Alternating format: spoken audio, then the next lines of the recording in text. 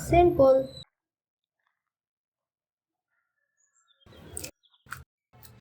ఉప్పు వేసుకొని కడుక్కోండి. వేసుకోండి, అందులో గుండగా కట్ చేసుకోండి. కరివేపాకును కూడా ఈ నీళ్ళ కట్ చేయండి.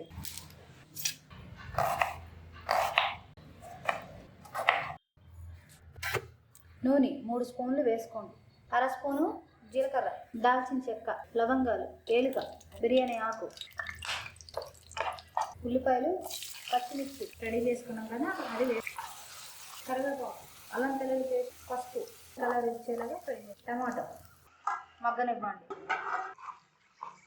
రొయ్యల్ని నీరు లేకుండా వేసుకోండి. గరం మసాలా, కారం అండి, అంతటిని కలుపుకోండి. కొత్తిమీర, చింతపండు రసాన్ని వేసుకోండి. అర గ్లాస్ నీళ్ళని వేసుకోండి. చూడండి, రొయ్య ఉడికిపోయింది.